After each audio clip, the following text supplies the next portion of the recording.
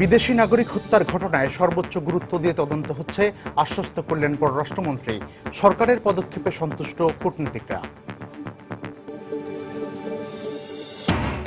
রংপুরে জাপানি নাগরিক হত্যা মামলায় বিএনপি নেতা রাশেদুন নবী 10 দিনের রিমান্ডে। চট্টগ্রামে পেট্রোল পাম্পে হত্যা মামলার আসামি তিনি। চট্টগ্রামের সদরঘাটে ট্রিপল মার্ডার ও বায়েজিদের মাজারে জোড়া খুনের ঘটনায় জেএমবির সম্পৃক্ততা পাওয়ার দাবি পুলিশের। সংগঠনের সামরিক শাখার প্রধান নিহত। গাজীপুরের কালিয়াকৈরে পিটিয়ে জখম করা হলো এক গৃহবধূকে। নির্যাতনের ছবি সামাজিক গণমাধ্যমে প্রকাশ। মুমূর্ষু অবস্থায় হাসপাতালে ভর্তি।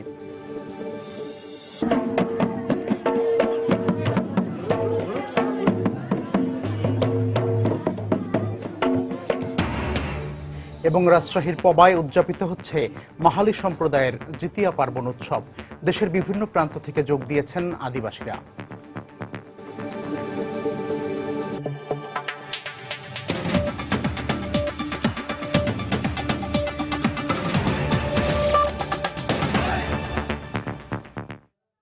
বাংলা সময় সঙ্গে আছি আমি সজল মিত্র রিচার্ড এবং আমি মিজানুর রহমান খবির। দুই বিদেশি নাগরিক হত্যার ব্যাপারে সর্বোচ্চ গুরুত্ব দিয়ে তদন্ত করা হচ্ছে বলে ঢাকায় নিযুক্ত কূটনৈতিকদের আশ্বস্ত করেছেন পররাষ্ট্রমন্ত্রী আবুল হাসান মাহমুদ আলী। বিকেলে রাজধানীর মিন্টো রোডে রাষ্ট্রীয় অতিথি ভবন পদ্মায় এক বৈঠকে দেশের বর্তমান পরিস্থিতি নিয়ে বিদেশি কূটনীতিকদের অবহিত করেন এইচ মাহমুদ আলী। বৈঠক শেষে সাংবাদিকদের কাছে নিরাপত্তার শঙ্কার ব্যাপারে মার্কিন দূতাবাস থেকে আগেই জানানো হয়েছিল বলেও জানান তিনি। এর আগে কূটনৈতিক কোরের ডিন রবার্ট গিবসন সাংবাদিকদের বলেন, বাংলাদেশে অবস্থানরত বিদেশি নাগরিকদের নিরাপত্তায় সরকারের বর্তমান পদক্ষেপে তারা সন্তুষ্ট। দুই বিদেশি নাগরিক হত্যা, কয়েকটি দেশের ক্রিকেট দলের সফর বাতিল এবং যুক্তরাজ্য নিজ নিজ দেশের নাগরিকদের বাংলাদেশে চলাচলে সতর্কতা জারির প্রেক্ষাপটে এই বৈঠকের আয়োজন করে পররাষ্ট্র মন্ত্রণালয়। এতে ঢাকায় নিযুক্ত বিভিন্ন দেশের রাষ্ট্রদূত, হাই কমিশনার ও মিশন প্রধানরা অংশ নেন। বৈঠক শেষে রবার্ট গিবসন সাংবাদিকদের বলেন, বিদেশি নাগরিকদের নিরাপত্তায় সরকারের বর্তমান পদক্ষেপে তারা সন্তুষ্ট।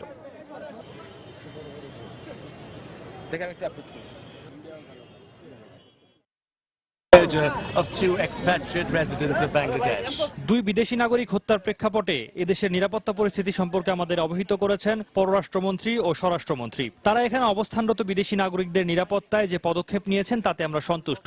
সন্ত্রাসবাদ একটি অভিন্ন সমস্যা, তাই একে প্রতিহত করতে দরকার সমন্বিত পদক্ষেপ।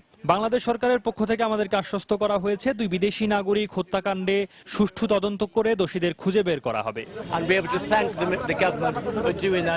যা করা দরকার আমরা সবই করছি এবং যে যারা এই দুটো ঘটনার সঙ্গে যারা জড়িত তাদেরকে খুঁজে বের করার জন্য এবং আইনের আওতায় আনার জন্য সর্বোচ্চ প্রচেষ্টা জারি আছে। তাদেরকে আমরা আশ্বস্ত করেছি যে এই ব্যাপারে কোনো রকমের সন্দেহ বা কোনো দ্বিধা থাকা উচিত নয় এবং তারা সবাই এটা একমত হয়েছেন, সন্তুষ্টি প্রকাশ করেছেন। খিজির খান হত্যার সঙ্গে টিভি উপস্থাপক নুরুল ইসলাম ফারুকী ও কথিত পীর লুৎফর রহমান হত্যার যোগসূত্র রয়েছে বলে মনে করছেন অপরাধ বিশেষজ্ঞরা। অত্যন্ত সুপরিকল্পিতভাবে এসব হত্যাকাণ্ড ঘটানো হচ্ছে মন্তব্য করে তারা বলেন, কেবল আদর্শিক কারণে নয়, এর পেছনে ব্যক্তিস্বার্থ, গোষ্ঠীস্বার্থ থাকতে পারে। সোমবার সন্ধ্যায় রাজধানীর নিজ বাসার খানকা শরীফে নির্মমভাবে হত্যার শিকার হন পিডিবির সাবেক চেয়ারম্যান মোহাম্মদ খিজির খান। বাসা ভাড়া নেয়ার অজুহাতে বাড়িতে ঢুকে পরিবারের অন্য সদস্যদের হাত পা বেঁধে তাকে গলা কেটে হত্যা করা হয়। এ ঘটনার আসল কারণ জানা না গেলেও নিহতের স্বজন ও এলাকাবাসী জানান, খিজির খানকে পীর বলে মানতেন অনেকেই। পিডিবির সাবেক এই কর্মকর্তাকে যেভাবে হত্যা করা হলো তা একেবারেই নতুন কিছু নাই। বছরখানেক আগে ঠিক একই কায়দায় হত্যা করা হয় ইসলামী ফ্রন্টের নেতা ও টিভি উপস্থাপক মাওলানা নুরুল ইসলাম ফারুকীকে। আর তারও প্রায় বছরখানেক আগে সপরিবারে একই ঘটনার শিকার হন রাজধানীর গোপীবাগের কথিত পীর লুৎফর রহমান। অপরাধ বিশেষজ্ঞরা মনে করছেন, এই তিন হত্যাকাণ্ড পরস্পর একই সূত্রে গাঁথা। In terms of strategy, in terms of tactics, in terms of the cruelty, এগুলোর কথা যদি চিন্তা করি, definitely there is a linkage এবং অ্যাবসলিউটলি এটা মিলে যায় একই ধরনের হত্যাকাণ্ড। তো এবং এটি অ্যাব্রাপ্টলি এই সামাজিক পরিবর্তন বা ট্রান্সফরমেশনটা ঘটছে। এখন এই ঘটনাটা ঘটার ফলে আগের যেই দ্বান্দ্বিক সম্পর্ক কিন্তু অনেক বেড়ে গেছে। এই যে তিনটি ঘটনাটা কিন্তু বেশি দিন আগের কথা না এবং এই প্রত্যেকটি জায়গায় আপনি এখানে আপনি যদি খোঁজ নেন, আপনি দেখবেন এর সাথে অনেক টাকা আলার লোক ইনভলভ আছে। তো এই জায়গাটা খুব ক্লিয়ার যে টাকা, অর্থ এবং আদর্শ দুই দ্বন্দ্ব একত্র হয়েই এই খুনগুলো হচ্ছে। হত্যার ধরনে মিল পাওয়া গেলেও ঘটনার কোনোটারই সুরাহা করতে পারেনি পুলিশ। এমনকি কে বা কারা এসব ঘটনার সঙ্গে জড়িত তাও জানেন না তারা। এসব পর্যবেক্ষণ শেষে বিশেষজ্ঞরা বলছেন, হত্যাকারীরা বরাবরই আইনের ধরাছোঁয়ার বাইরে থাকার কারণেই এ ধরনের অপরাধ ক্রমেই বাড়ছে। একটা ঘটনারও কিন্তু আপনি দেখেন সুরাহা হচ্ছে না। এক্সাম্পলি যদি পানিশমেন্ট আপনি তৈরি করতে পারতেন তাহলে আপনি দেখতেন যে এটার হারটা কমে যেত। আইন শৃঙ্খলা রক্ষাকারী বাহিনী, গোয়েন্দা সংস্থা অনেক ক্ষেত্রে তো তাদের দক্ষতার সাথে কাজ করেন না। গণমাধ্যমে খুব হইচই হয়, কোনো একটা হত্যাকাণ্ড নিয়ে সমালোচনা হয়, তখন তারা নানা রকম মন গড়া ব্যাখ্যা দিয়ে থাকেন। সেই মন গড়া ব্যাখ্যা দিলে তো হবে না। অনাকাঙ্ক্ষিত যে কোনো ঘটনা কমাতে আইন শৃঙ্খলা রক্ষাকারী বাহিনীর সঙ্গে সমাজের অন্যান্য প্রতিষ্ঠানগুলোকেও সক্রিয় ভূমিকা পালন করা জরুরি বলেও মনে করেন তারা। পরিবার, ধর্ম, নৈতিকতা। তারেকুজ্জামান শিমুল, সময় সংবাদ, ঢাকা। বাংলাদেশে থাকা বিদেশি নাগরিকদের নিরাপত্তা নিশ্চিত করতে সব ধরনের ব্যবস্থা নেওয়া হয়েছে বলে জানিয়েছেন পুলিশের মহাপরিদর্শক। এছাড়া 2 বিদেশি নাগরিক হত্যার ঘটনায় উদ্বিগ্ন হবার মতো কিছু নেই বলেও মন্তব্য করেন তিনি। এদিকে 2 বিদেশি নাগরিক হত্যার ঘটনায় এখনো কাউকে গ্রেফতার বা শনাক্ত করতে না পারায় গোয়েন্দাদের সক্ষমতা নিয়ে প্রশ্ন তুলেছেন অপরাধ বিজ্ঞানীরা। এই পরিস্থিতি মোকাবেলায় সরকারের বিভিন্ন সংস্থার সমন্বিত কর্মপরিকল্পনা নেওয়ারও তাগিদ দিয়েছেন তারা। রিপোর্ট খান মোহাম্মদ রুমেলের। গুলশানের কূটনৈতিক পাড়ায় 28 সেপ্টেম্বর ইতালিয়ান নাগরিক তাভেলা সিজার হত্যার রেশ কাটতে না কাটতেই 3রা অক্টোবর রংপুরে একই কায়দায় খুন হন জাপানি নাগরিক ওনিও হোশি। এই অবস্থায় জাপান, মার্কিন যুক্তরাষ্ট্র, যুক্তরাজ্য সহ বেশ কটি পশ্চিমা দেশ বাংলাদেশে বসবাসরত তাদের নাগরিকদের চলাচলে সতর্কতা জারি করে। বাংলাদেশে নির্ধারিত ক্রিকেট সিরিজ বাতিল করে অস্ট্রেলিয়া। পুলিশ মহাপরিদর্শক বলছেন, দেশে থাকা সব বিদেশি নাগরিকের নিরাপত্তায় সর্বোচ্চ ব্যবস্থা নিয়েছেন তারা। বিদেশিদের নিরাপত্তার জন্য আমরা প্রয়োজনীয় সব ধরনের পদক্ষেপ নিয়েছি। করণীয় হচ্ছে যে সমন্বিত কর্ম পরিকল্পনা, এবং আপনাকে অ্যাসেস করতে হবে যে কারা এটা করছে এবং হুমকিটা কত বিস্তৃত। এখানে উদ্বেগ, উৎকণ্ঠা হওয়ার কোনো কারণ নেই। মাঝে মাঝে এই ধরনের ঘটনা ঘটে। পুলিশকে আমাদের সবসময় নতুন চ্যালেঞ্জ আসে এবং সেই চ্যালেঞ্জ আমরা অত্যন্ত সাহসিকতার সাথে, দৃঢ়তার সাথে, দক্ষতার সাথে আমরা সেগুলি মোকাবেলা অতীতে করেছি, এবারও করব। পুলিশ প্রধান আরো বলেন, 2 বিদেশি নাগরিক হত্যা মামলা বিশেষ গুরুত্ব দিয়ে তদন্ত করছেন তারা। গুরুত্বপূর্ণ কিছু তথ্য পাওয়া গেছে বলেও জানান তিনি। তবে 1 সপ্তাহেও তদন্তের দৃশ্যমান কোনো অগ্রগতি না হয় গোয়েন্দাদের সক্ষমতা নিয়ে প্রশ্ন তুলেছেন অপরাধ বিশ্লেষকরা। যে সমস্ত ক্রিমিনালরা আমরা সাসপেক্ট করছি যে তারা এই ধরনের ঘটনা ঘটাতে পারে, তাদের সময় খোঁজখবর নিচ্ছি, তাদের গ্রেপ্তারের ব্যবস্থা করতেছি, চেষ্টা করতেছি। যারা অতীতে বিভিন্ন কিলিং মিশনে ছিল, এখন বের হয়ে তারা ভাড়ায় বিভিন্ন গোষ্ঠী কর্তৃক ভাড়ায় হত্যাকাণ্ড ঘটিয়ে থাকে, এই ধরনের কিছু তালিকাও আমাদের কাছে আছে, সেগুলি নিয়ে আমরা কাজ করতেছি। এতগুলো ঘটনা হয়েছে, আপনার একটাতে ব্যর্থতা থাকতে পারে, 2টাতে থাকতে পারে, কিন্তু আপনি তো দেখছি যে দেশি বিদেশি কোনো ঘটনাতেই আপনি কারা সেটার সাথে জড়িত, সেটা কোনো ব্যক্তি নাকি ব্যক্তিবর্গ নাকি গোষ্ঠী, তার সাথে আন্তর্জাতিক কারো যোগসাজশ আছে কিনা, সেই ব্যাপারে তো কোনো প্রতিবেদন কিংবা কোনো তথ্য আমাদের সামনে আপনারা হাজির করতে পারছেন না। সুতরাং আমরা তো অবশ্যই বলবো যে আপনারা ব্যর্থতার পরিচয় দিয়েছেন। তিনি আরো বলেন, দেশের ভাবমূর্তি রক্ষা এবং আইন শৃঙ্খলা পরিস্থিতি স্বাভাবিক রাখতে পুলিশকে সব ধরনের প্রভাবমুক্ত অবস্থায় কাজ করতে দেওয়ার কোনো বিকল্প নেই। খান মোহাম্মদ রুমেল, সময় সংবাদ, ঢাকা। এদিকে রংপুরে জাপানি নাগরিক হত্যা মামলায় গ্রেফতার বিএনপি জেলা কমিটির সদস্য রাশেদুল নবী বিপ্লব ও কুনিও হোসির ব্যবসায়িক অংশীদার হুমায়ুন কবির হীরাকে 10 দিন করে রিমান্ড দিয়েছেন আদালত। দুপুরে জেলার চিফ জুডিশিয়াল ম্যাজিস্ট্রেট আদালত এই রিমান্ড মঞ্জুর করেন। শনিবার জাপানি নাগরিক কুনিও নিহতের পর এই 2 জন সহ 4 জনকে আটক করেছিল পুলিশ। আজ তাদের হত্যা মামলার গ্রেফতার দেখিয়ে 10 দিনের রিমান্ড আবেদন করা হয়। পরে দুপক্ষের শুনানি শেষে আদালত তা মঞ্জুর করেন।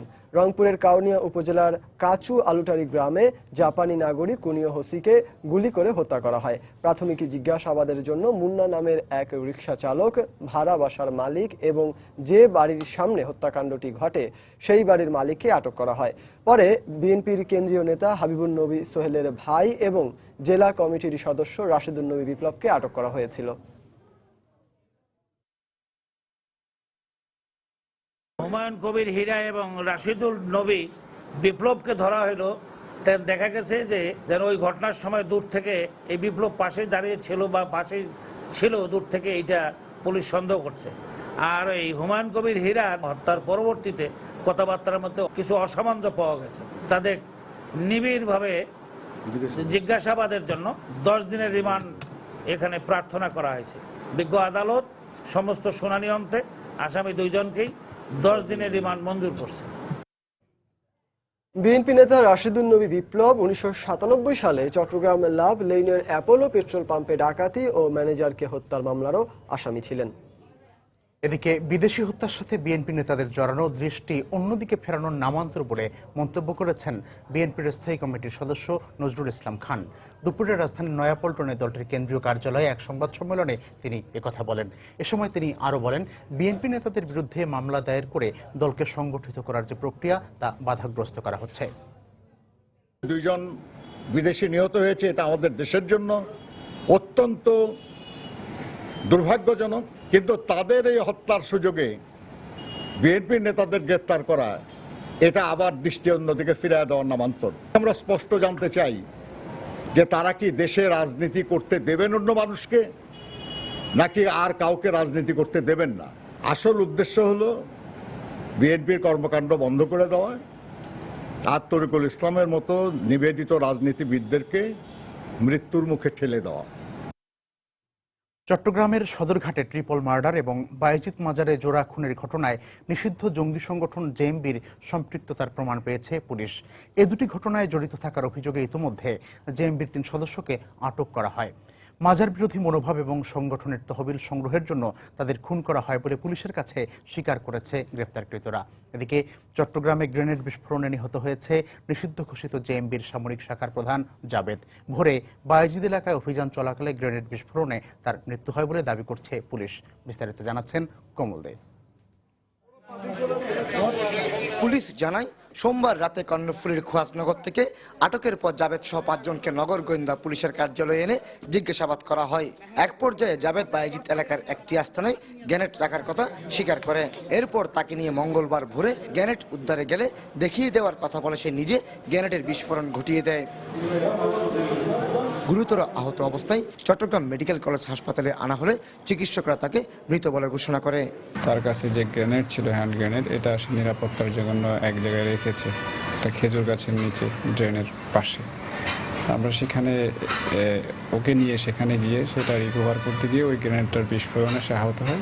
এদিকে সদরঘাটে র্যাকেট ব্যাংকিজের ডিলার প্রতিষ্ঠানে 3 জন এবং বায়েজিদের মাজারে 2 জন নিহত হওয়ার ঘটনার সঙ্গে জেএমবি জড়িত থাকা তথ্য প্রমাণ পেয়েছে পুলিশ। মঙ্গলবার দুপুরে আয়োজিত সংবাদ সম্মেলনে এই তথ্য জানান সিএমপির ভারপ্রাপ্ত কমিশনার।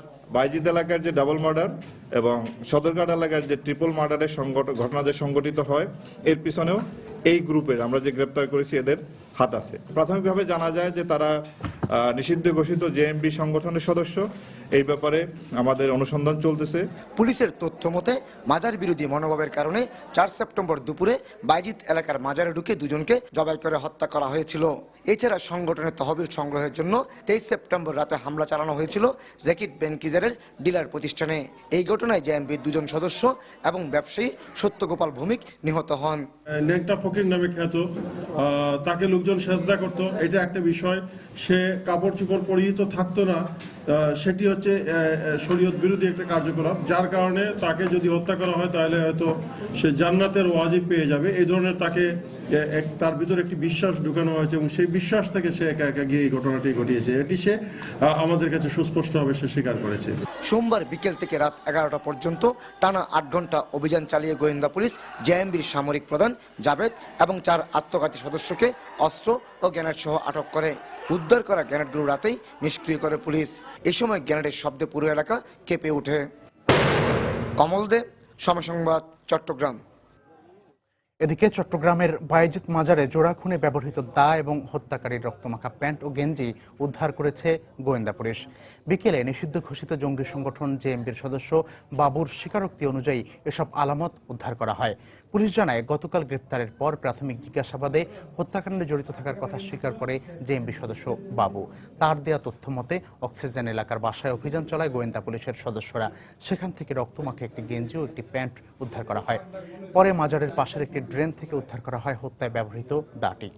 গত 4 সেপ্টেম্বর বায়েজিদ এলাকার মাজারে ঢুকে 2 জনকে হত্যা করে জেএমবি সদস্যরা।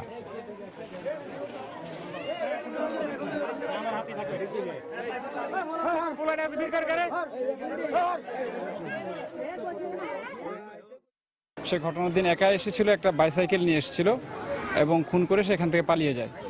সে এইখানে আসার সময় যে গেঞ্জি এবং প্যান্ট পরে এসেছিল, আমরা ওই বাবুর বাসা থেকে সেটা উদ্ধার করেছি এবং এখানে যেখানে সে দাটা ফেলে রেখে গেছিল, যে দা দিয়ে খুন করেছিল, সে দাটাও আমরা এখান থেকে তার দেখানো মতে এখান থেকে উদ্ধার করেছি। সময় সংবাদে আরো থাকছে। কুষ্টিয়ার কুমারখালীতে কথিত অদৃশ্য সাপ আতঙ্ক, নানা উপসর্গে অসুস্থ মানুষ, এলাকায় কাজ করছে মেডিকেল দল। অলৌকিক কিছু নয়, বরং গণমানসিক রোগ বলছেন চিকিৎসকরা। গাজীপুরে এক গৃহবধূ নির্যাতনের শিকার হয়েছেন। দুপুরে কালিয়াকৈরে উপজেলার লতিফপুর গ্রামে এ ঘটনা ঘটে। নির্যাতিতা জানান, লতিফপুর গ্রামের জালাল উদ্দিন দীর্ঘদিন যাবৎ তাকে বিরক্ত করে আসছিল। আজ দুপুরে তুচ্ছ একটি ঘটনাকে কেন্দ্র করে জালাল তাকে অন্যত্র ডেকে পাঠায়, কিন্তু সে সেখানে না যাওয়ায় জালাল তার বাড়িতে এসে তাকে বাঁশের লাঠি দিয়ে এলোপাথারি পিটিয়ে জখম করে। পরে তাকে গুরুতর আহত অবস্থায় উদ্ধার করে উপজেলা স্বাস্থ্য কমপ্লেক্সে ভর্তি করা হয়। এদিকে নির্যাতনকারী জালালের বিরুদ্ধে আগেও বিভিন্ন ব্যক্তিকে মারধরের অভিযোগ রয়েছে।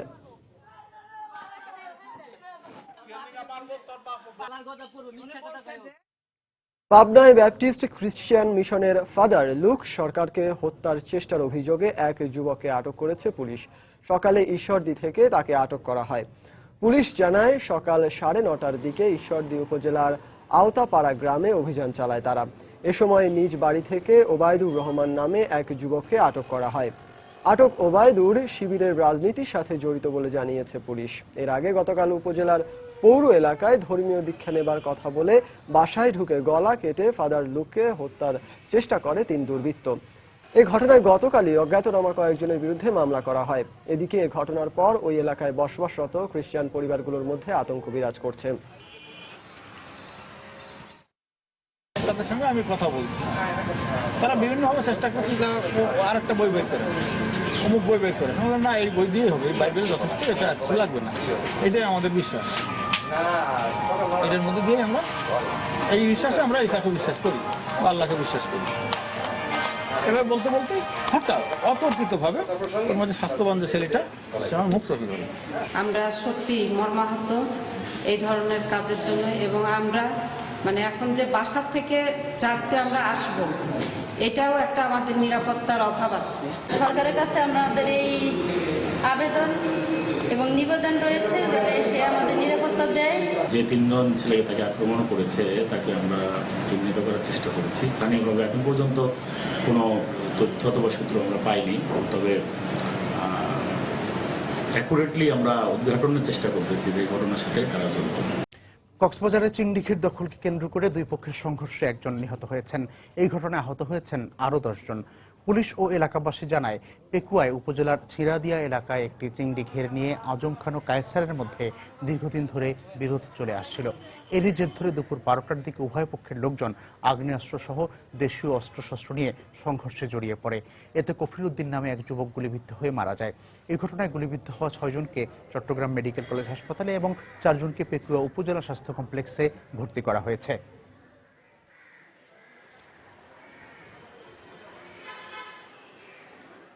মানবতা বিরোধী অপরাধে অভিযুক্ত ফাঁসির দণ্ডপ্রাপ্ত আসামি বিএনপি নেতা সালাউদ্দিন কাদের চৌধুরীর রিভিউ পিটিশন নিয়ে আলোচনার জন্য গাজীপুরের কাশিমপুর কারাগারে গেছেন তার আইনজীবী। দুপুর 2:15 সালাউদ্দিন কাদের চৌধুরীর আইনজীবী হুজ্জাতুল ইসলাম খান কাশিমপুর কারাগারে প্রবেশ করেন। প্রায় 2.5 ঘন্টা কারাগারের ভেতর অবস্থান করেন তিনি। হুজ্জাতুল ইসলাম কারাগার থেকে বের হয়ে সাংবাদিকদের জানান, সালাউদ্দিন কাদের চৌধুরীর রিভিউ পিটিশন করতে আগ্রহী। তিনি শারীরিক ও মানসিকভাবে সম্পূর্ণ সুস্থ রয়েছেন। গত 1 অক্টোবর সালাউদ্দিন কাদের চৌধুরী ও আলী হাসান মোহাম্মদ মুজাহিদের মৃত্যুর পরোয়ানা জারি করেন আদালত। পরে ওই দিন রাতেই তাদেরকে মৃত্যু পরোয়ানা পড়ে শোনানো হয়। এর আগে 2012 সালের 23 অক্টোবর সালাউদ্দিন কাদের চৌধুরীকে কারাগারে পাঠানো হয়। গাইবান্ধা 3 আসনের সংসদ সদস্য মঞ্জুর ইসলাম লিটনের বিচারের দাবিতে অবস্থান কর্মসূচি পালন করেছে সমাজতান্ত্রিক ছাত্র ফ্রন্ট। দুপুরে পৌর শহীদ মিনারে মুখে কালো কাপড় বেঁধে অবস্থান নেন সংগঠনটির জেলা শাখা নেতাকর্মীরা। এ সময় বক্তারা দ্রুত এমপি লিটনকে গ্রেফতারের দাবি জানান, পাশাপাশি তার সংসদ সদস্য পদ বাতিলের জন্য সরকারের প্রতি আহ্বান জানান তারা।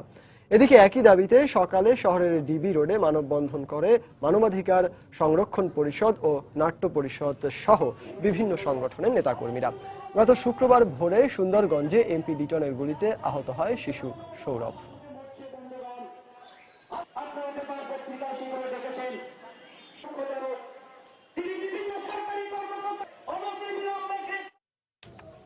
কুষ্টিয়ার কুমারখালীতে হঠাৎ করেই ছড়িয়ে পড়েছে কথিত অদৃশ্য সাপের আতঙ্ক। মাথা ঘোরা, বমি, খিঁচুনি সহ নানা উপসর্গ নিয়ে একের পর এক রোগী হাজির হচ্ছেন কবিরাজের বাড়িতে। এক্ষেত্রে চিকিৎসকরা মনে করেন এক শ্রেণীর সুবিধাভোগী মানুষ আতঙ্ক ছড়িয়ে ফায়দা নেওয়ার চেষ্টা করছে। মূলত গ্রামীণ কুসংস্কার আর ভ্রান্ত ধারণা থেকে গণমানসিক রোগ নামে একটি রোগের বিস্তার ঘটছে। এস.এম. রাশেদের পাঠানো তথ্য ও ছবি নিয়ে ডেস্ক রিপোর্ট। গৃহস্থালির কাজ করতে গিয়ে আর্তচিৎকার করে ওঠেন ঝর্ণা খাতুন। অদৃশ্য সাপের কামড়ে তীব্র যন্ত্রণা অনুভব করছেন বলে দাবি করেন তিনি। এরপর স্থানীয় ওঝার মাধ্যমে ঝাড়ফুঁক করে শান্ত করা হয় তাকে। শুনতে অদ্ভুত শোনালেও কুষ্টিয়ার কুমারখালী উপজেলার জাহিদপুর ও এর আশেপাশের শত শত মানুষ এখন আতঙ্কগ্রস্ত অদৃশ্য সাপের ভয়ে। একের পর এক অসুস্থ হচ্ছেন মানুষ। আমার এই লোকটাই সবাল মারলে তো আমি আবার বলছি আমার সবাল মারলে কিসি, এখন দেখতেছি হাসে গাছ জ্বলি যাচ্ছে। তখন ওঝা আবার মুখ দিয়ে বেশি তুলতে লাগলে, তুলতে তখন আমার চোখটাও পরিষ্কার হলে মাথাটা ঘোরাও গেল, কি যেন মাছের কাঠ মতো বিন্দে গেল এখানে। তারপর থেকে মানে জলাপোড়া শুরু হয়ে গেছে, হাত মাত কেমন হয়ে যাচ্ছে, তারপর দেখে কি বিষ উঠে গেছে মাথা পর্যন্ত। বিষাক্ত প্রয়োজন মনে করি আমি আর কি ঝাড়তেছি, এই ঝাড়াতে আল্লাহ ভালো করতেছে।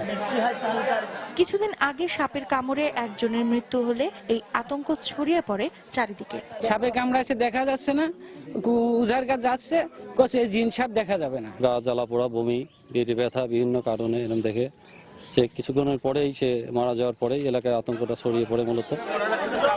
তবে চিকিৎসকরা বলছেন মানুষের মাঝে আতঙ্ক ছড়িয়ে ফায়দা লুটার চেষ্টা করছে এক শ্রেণীর প্রতারক। এদিকে সিভিল সার্জন বলছেন এটি একটি মানসিক সমস্যা। এলাকায় মেডিকেল দল গঠন করে চিকিৎসা দেয়া শুরু হয়েছে। ওঝা একটু ঝাড়ফুঁকের মাধ্যমে কিছু ফায়দা লুটছে এবং ওঝা যে কাজটা করছে এটা কোনো সায়েন্টিফিক ভিত্তি নেই। কোনো ডাক্তারের শরণাপন্ন না হয়ে ওঝা বা কবিরাজের শরণাপন্ন হচ্ছে এবং তাদের সেভাবে চিকিৎসা নিচ্ছে। আমাদের জানা মতে এটা ভয়ের কিছু নাই, তবে যেহেতু এটা মনস্তাত্ত্বিক অসুখ, এক রোগী থেকে আর এক রোগী মানসিকভাবেই কিন্তু এই অসুখটা ছড়িয়ে যাচ্ছে। গত কয়েকদিনে অন্তত 70 জন মানুষ সাপ আতঙ্কে অসুস্থ হয়ে পড়েছেন। চিকিৎসকরা বলছেন জনসচেতনতা বৃদ্ধি এই রোগের একমাত্র উপশম। সময় সংবাদ, কুষ্টিয়া। বগুড়ায় নাশকতা মামলায় জেলা যুবদল সভাপতি সিপার আল বখতিয়ারকে গ্রেপ্তার করেছে ডিবি পুলিশ। দুপুরে শহরের মালতীনগর এলাকা থেকে তাকে গ্রেপ্তার করা হয়। পুলিশ জানায় নতুন করে নাশকতার ষড়যন্ত্র চলছে এমন সংবাদের ভিত্তিতে তার বাড়িতে অভিযান চালান তারা। এ সময় পৌর কাউন্সিলর ও জেলা যুবদলের সভাপতি সিপার আল বখতিয়ারকে গ্রেপ্তার করা হয়। তার বিরুদ্ধে নাশকতা সহ বেশ কয়েকটি মামলা রয়েছে বলে পুলিশ নিশ্চিত করেছে।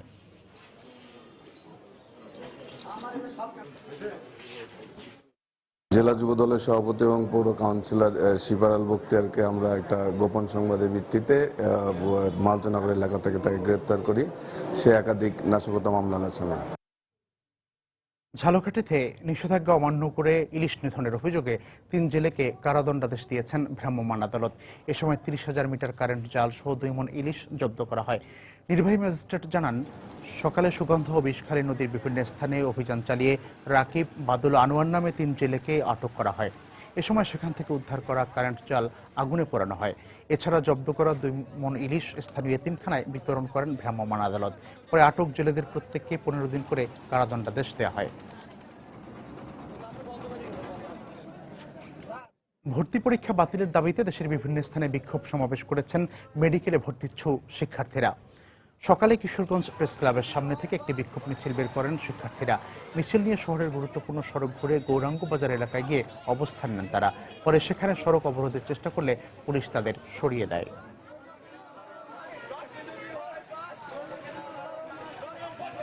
এদিকে আবারও ভর্তি পরীক্ষার দাবিতে দুপুরে সাতক্ষীরায় বিক্ষোভ মিছিল করেছেন ভর্তিচ্ছু শিক্ষার্থীরা। পরে বিক্ষোভ মিছিল শেষে শহরের নিউ মার্কেটের সামনে প্রতিবাদ সমাবেশ করেন তারা।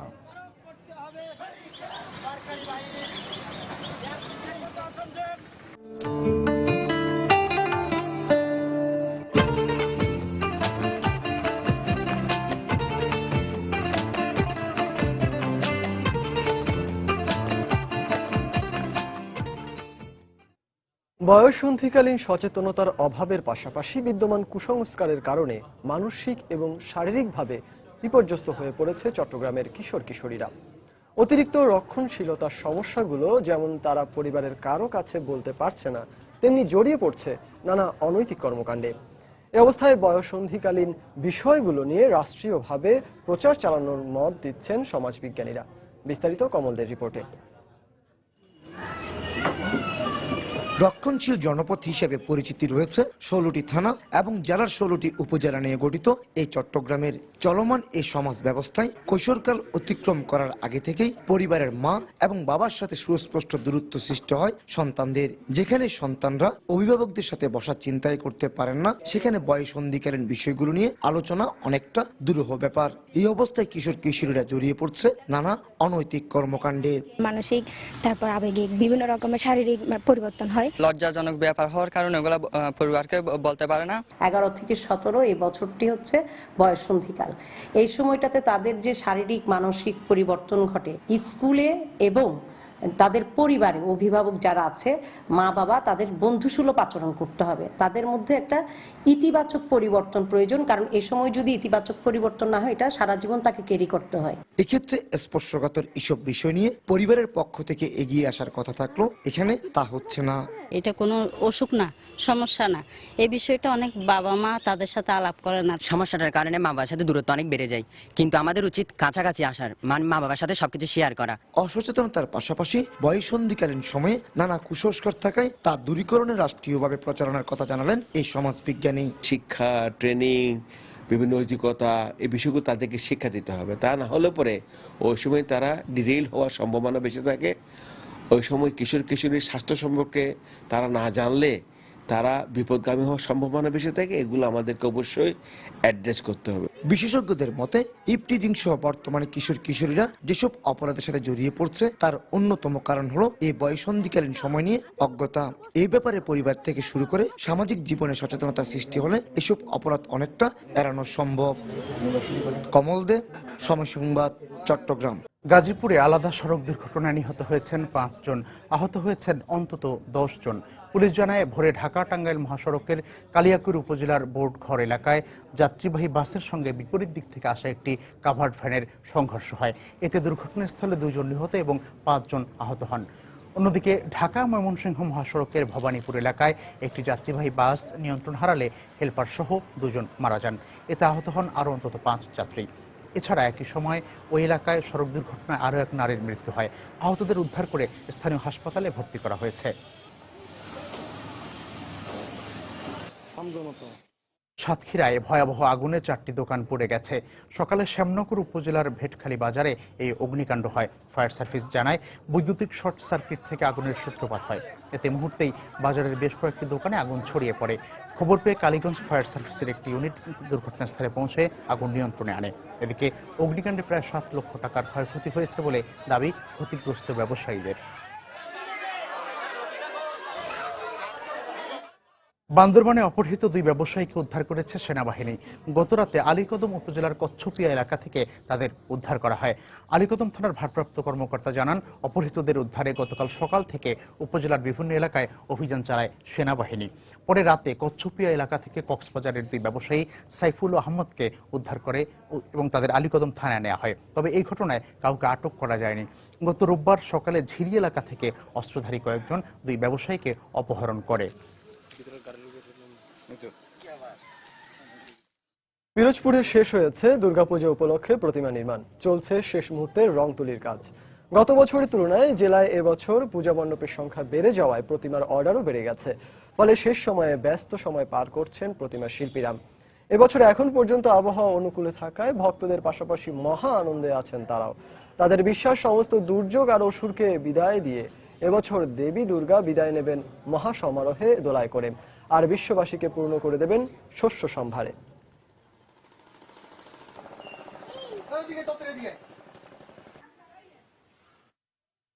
হিন্দু ধর্মাবলম্বীদের সবচেয়ে বড় উৎসব দুর্গাপূজাকে ঘিরে ব্যস্ত সময় পার করছেন ব্রাহ্মণবাড়িয়ার প্রতিমা শিল্পীরা।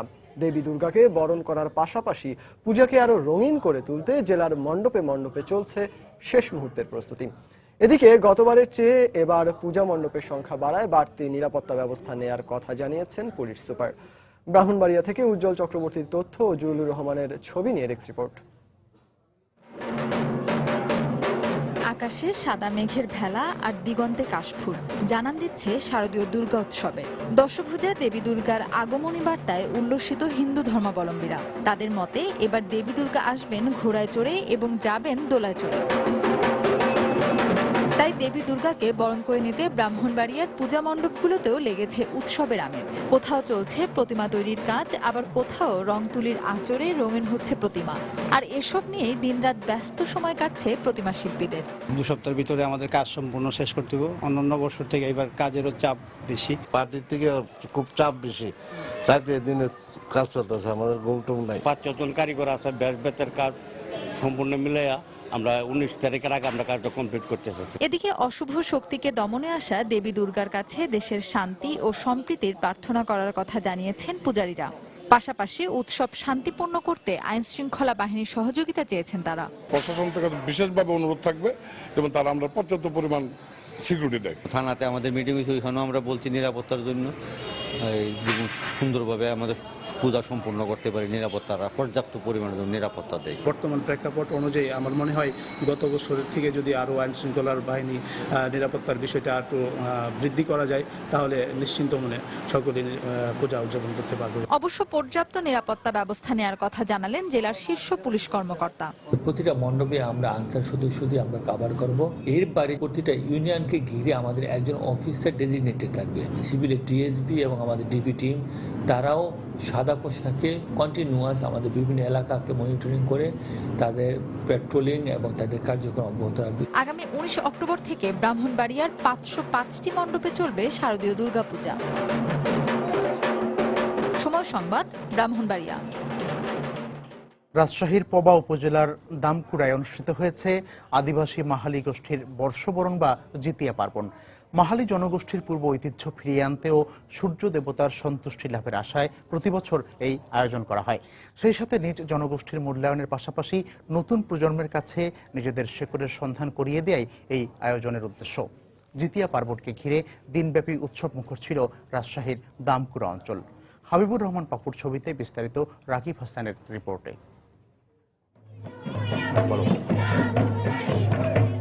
কুমারী মায়ের সন্তান জিত বাহান ঠাকুর অবতারের সাথে পিতৃ পরিচয় নিয়ে সূর্যদেবের জুড়ে দেওয়া শর্তে অবতার জিত বাহারের জিত বা জয় হয়।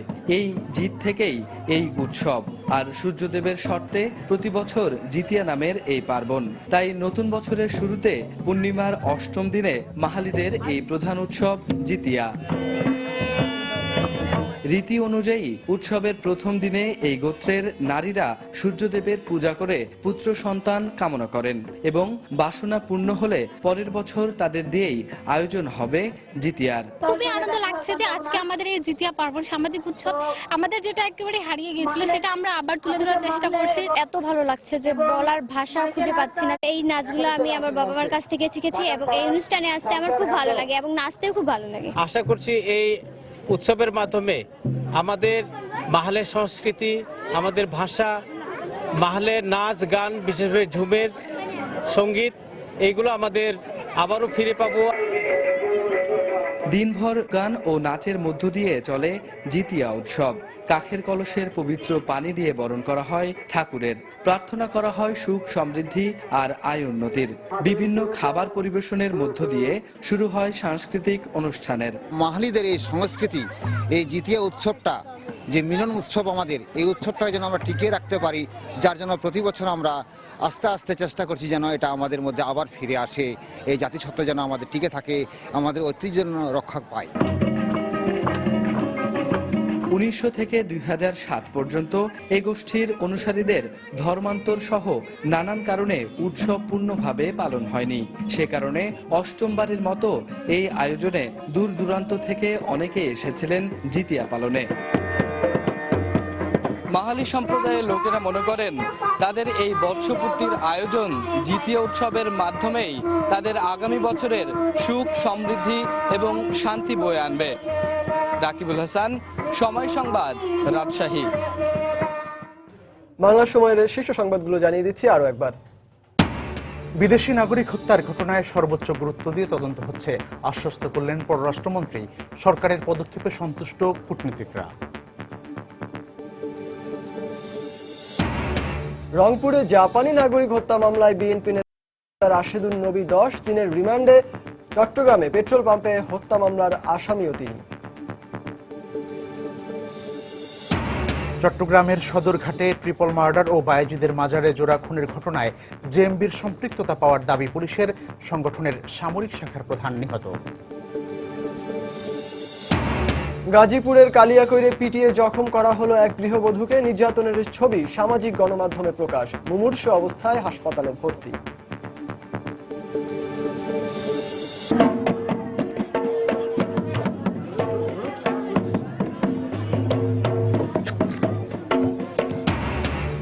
এবং রাজশাহীর পবায় উদযাপিত হচ্ছে মাহালি সম্প্রদায়ের জিতিয়া পার্বণ উৎসব। দেশের বিভিন্ন প্রান্ত থেকে যোগ দিয়েছেন আদিবাসীরা।